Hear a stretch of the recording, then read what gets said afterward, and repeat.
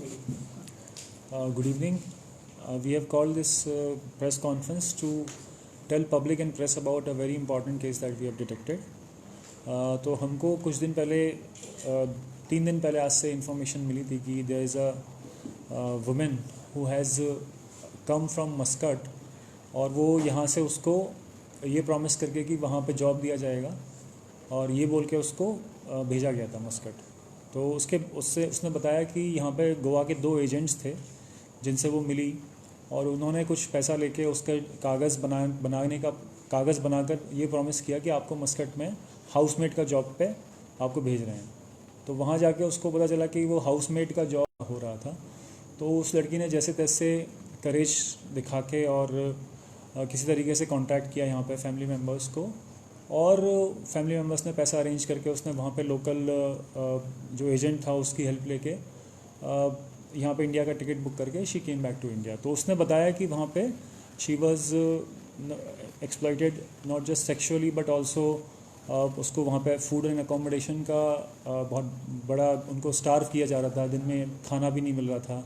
और ऐसे 11 लड़कियाँ और थी जिनके साथ हो रहा था। टोटल 12 लोगों का ग्रुप था जो कि इंडिया के डिफरेंट पार्ट्स से इन एजेंट्स ने वहाँ भेजा था। तो यही प्रॉमिस करके भेजा था कि हाउसमेट का जॉब देंगे, लेकिन वहाँ पे उनका एक्सप्लॉइटेशन हो रहा था। तो ये काफ़ी एक इमोशनल टाइप की कंप्लेन हमको मिली थी। तो हमने उस पर तुरंत एक्टिवेट होकर एक्शन लिया और जिन 2 एजेंट्स का नाम उस लड़की ने लिया था मैं आपको बताता हूँ। Accused number 1 is Syed Abdullah Shaikh, age 35 years, ये रेजिडेंट है वास्को का। दूसरा मस्तान खान इलियास पठान, ये मडगांव से बिलोंग करता है।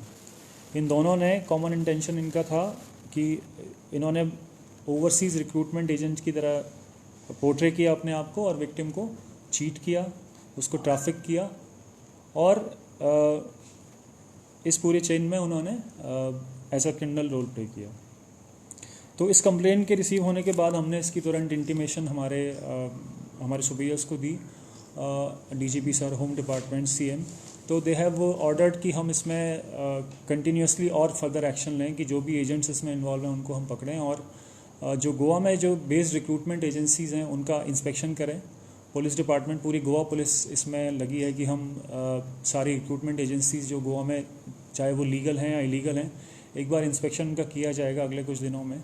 अगर कुछ इलीगैलिटीज़ मिलती है तो उसमें हम एक्शन भी लेंगे, criminal action according to immigration act. तो मैं इस प्रेस कॉन्फ्रेंस के माध्यम से ये भी बताना चाहता हूँ लोगों को कि जब भी आप बाहर के लिए जॉब सीख करते हैं तो हमेशा वेरीफाइड एजेंट्स के थ्रू जाएं। तो जो एक एमईए के लिए एमईए ने कुछ रिक्रूटमेंट एजेंसीज़ को रिकॉग्नाइज़ कर रखा है, उन्हीं के थ्रू रिक्रूटमेंट होना चाहिए। ऐसी 12 रिक्रूटमेंट एजेंसीज़ हैं जिनकी लिस्ट मैं आपको प्रेस रिलीज़ के साथ दे दूँगा। तो पब्लिक से मेरी अपील है कि आप उन्हीं के थ्रू जाएँ और उसमें कुछ और प्रिकॉशन है जो कि ले सकते हैं। के थ्रू रिक्रूटमेंट हो रहा है, उसका कोई सब एजेंट तो काम नहीं कर रहा। वो बोलेगा कि मैं मेरी रिक्रूटमेंट एजेंसी का नाम ये है, तो कभी कभी क्या करते हैं कि मेन एजेंसी ना बोल के वो सब एजेंट होता है। तो सब एजेंट के थ्रू ऐसे नहीं है ओवरसीज़ रिक्रूटमेंट के लिए परमिशन। उसके बाद वीज़ा टाइप अपना ज़रूर चेक करें कि वीज़ा टाइप आपका टूरिस्ट वीज़ा है अगर, तो वो टूरिस्ट वीज़ा पे काम कैसे करेंगे, वहाँ पे जाके प्रॉब्लम होनी है। तो इसलिए इस वाले केस में भी ऐसा पाया गया था कि वीज़ा टाइप टूरिस्ट वीज़ा था। तीसरा, एम्प्लॉयमेंट कॉन्ट्रैक्ट ज़रूर बनवाएं। अगर आपको एम्प्लॉयमेंट के लिए भेज रहे हैं तो एक एम्प्लॉयमेंट कॉन्ट्रैक्ट तो मिले, तो उसके हिसाब से देयर इज सम गारंटी कि आगे जाके कुछ ख़राब नहीं होगा। तो हम इसके बाद हम इंडियन एम्बेसी इन मस्कट वहाँ पर लिखेंगे थ्रू MHA कि जो भी बाकी लड़कियाँ इसमें जो वहाँ पे फंसी हुई हैं उनको किस तरह से रेस्क्यू कराया जाए और हम जो भी इंफॉर्मेशन इन दोनों अक्यूज से मिलेगी उसके अकॉर्डिंग फर्दर एक्शन लेंगे। सर टोटल कितने रेस्क्यू हुए हैं? अभी तो एक ही फीमेल है जिसने आके हमको बताया है, बाकी 12 हैं, इंडिया के अलग अलग पार्ट से हैं। They are still stuck there. तो we have initiated the process कि उसको देखने। कम्युनिकेशन उनके साथ हो गया? इसका कम्युनिकेशन उनके साथ नहीं है। एजेंट्स का नेटवर्क प्रोबेबली हमको बताएगा कि कौन कौन लड़कियां उसमें गई हैं।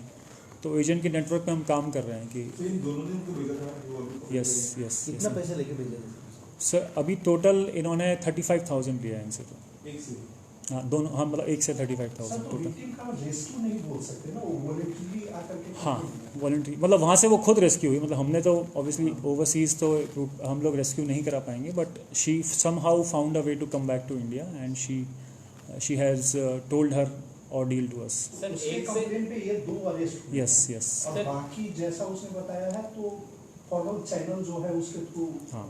सर 1 से 35 लाख लिए हैं तो अब 35,000। 35,000 ले हाँ। तो क्या लगता है कि अगर जो 12 लड़के हैं उनसे भी कुछ पैसा लिया होगा? बिल्कुल लिया होगा, वो देखने का विषय है, that is subject of investigation.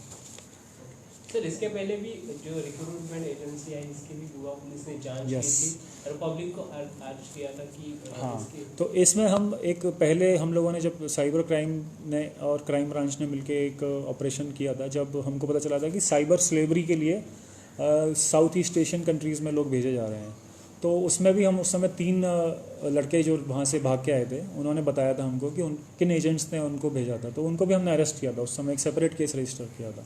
तो ये वो केस था साउथ ईस्ट एशियन कंट्रीज़ में भेजे जाने वाला। ये है प्रोबेबली मिडिल ईस्ट में जो लेबर जाती है, तो उससे रिलेटेड ये है। तो दोनों में हो सकता है कनेक्शन भी निकले, I am not denying that. तो देखने का वो देखेंगे, that is subject of investigation. तभी पुलिस ने ये रिक्रूटमेंट एजेंसी की कोई जांच उस की समय थी? एक बार हमने जांच की थी सब लोगों की। उस समय एक बार सबको बुला के यहाँ पे हमने समझाया भी था, और जो भी इलीगल थे उनको हमने हटवाया भी था। मतलब they are not active as of now, but still we will do it again.